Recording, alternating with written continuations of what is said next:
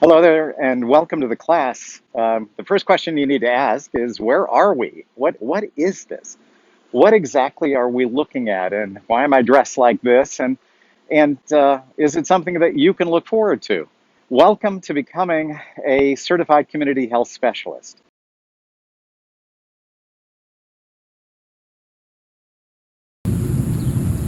What we're looking at here is a homeless camp for the pandemic.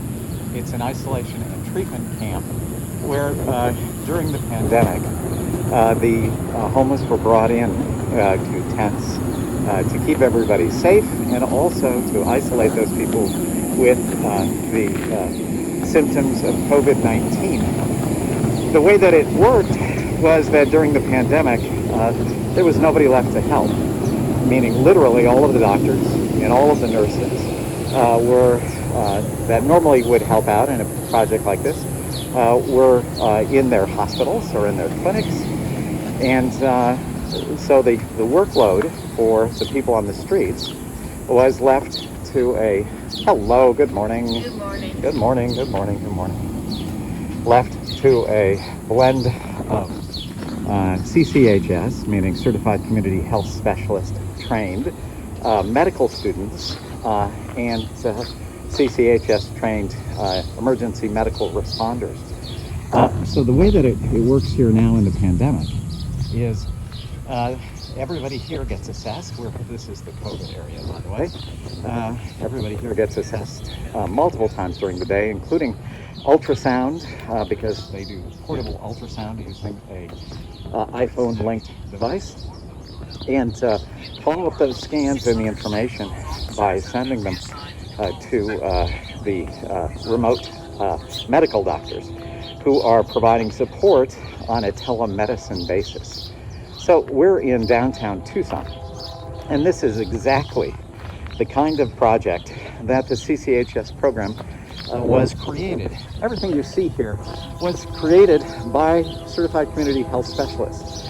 Everything here, including all the PPE, all the tents, all of the canopies, all of the stuff, was brought together by CCHS members. And because of that, they were able to do over 10,000 patient assessments during the pandemic. They were able to feed over 10,000 meals, not only to the people here, but also to myriad homeless who would show up 4 days a week for food. The CCHS program is designed to be able to respond to critical situations. And that's why we are so happy that you are continuing and looking forward to being a CCHS.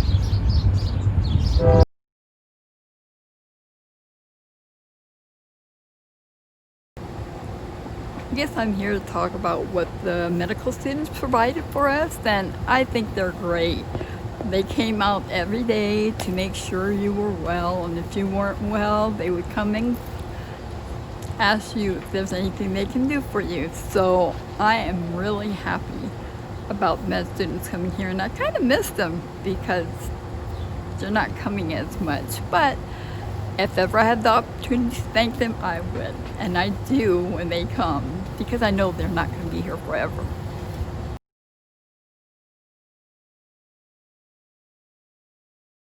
So with our CCHS program that we did last semester, I think it helped be able to treat these patients during the pandemic, because not only were we able to know what we were looking for medically, but also being able to just ask them how they're doing and be compassionate with all this high pressure, this pandemic that is really stressful for a lot of people, and a lot of them don't really know what's going on, to be able to really take the time to sit and explain it to them, and also just ask them how they're doing, mentally as well as physically and medically. I think that was the most beneficial, or the best part, being prepared to do that. So it's awesome.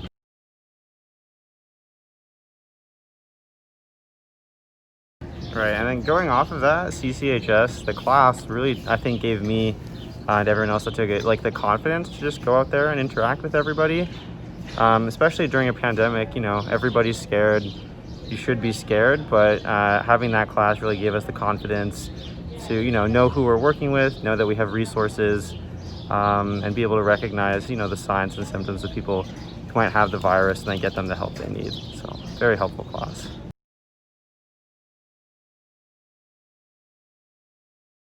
So I think that my experience in this situation was the more hands-on contact, the more time you could spend with them and speak with them.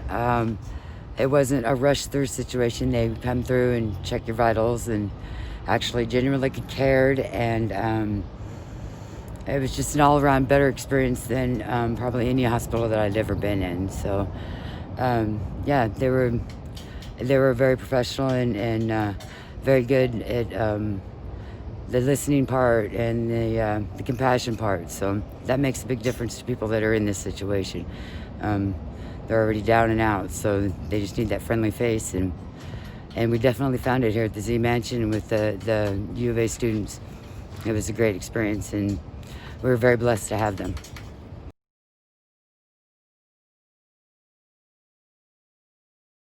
My training, my CCHS training has helped just in pretty much all aspects of my medical knowledge. You really learn how to talk to people, how to see past what they tell you into more what's going on, and just how to build relationships with people. That's the most important thing. Making that mutual trust is difficult, but that's what you learn when you're out here. So as far as the pandemic goes, we were able to kind of come together and put together a place that we could bring, these people who have nowhere else to go to, isolate and distance and just generally get care. And it's great that we were able to do that. But, the reality is there were really no places beforehand, and there are still no places now. There are no resources to get people into housing. The shelters right now are all closed down. So there's really just nothing at all that no resources that people can access.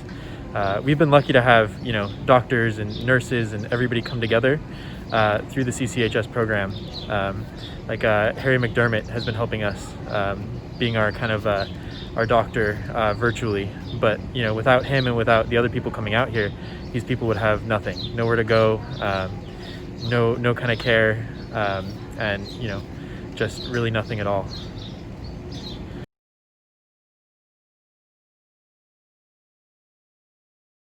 Okay, hi, my name is Leica. I'm starting my first year in medical school, and I'm a CCHS too. So basically my experience with the pandemic has been a lot different than experience with volunteering at the Z Mansion in the past, because it's kind of fallen on us to make sure people are fed, watered, healthy, all of the above, all times of the day pretty much. Instead of our normal 2-3 hour window that as an average volunteer I experienced before.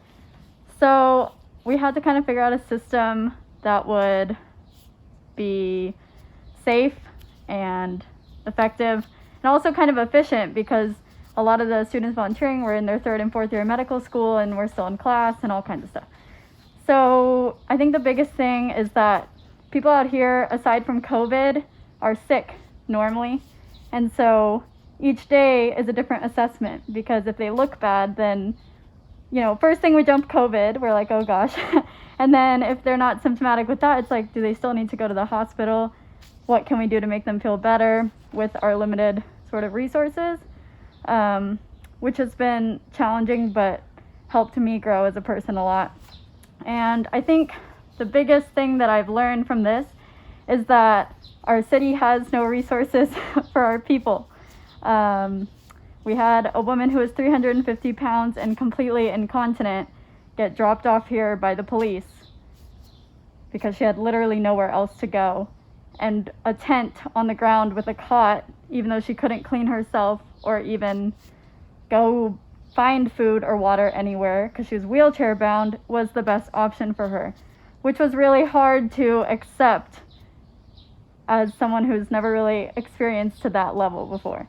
So I've definitely learned how to use my resources and reach out to social worker students or reach out to, other volunteers here. We got her dog taken care of when she had to go to the hospital, and that's been really good to learn, because I feel like I've become more autonomous as a medical student. I feel like I can face challenges going into school and help patients get the care that they need to without relying on the police or other teams that are supposed to help in these times of crisis but haven't really been able to show up because of the city has no resources. So I've definitely learned how to use my resources, and I think going forward, as a student, I want to advocate for city resources, changing budgets, actually reaching out to council people and congressmen and women, and sticking with local organizations like the Z Mansion that really do help people.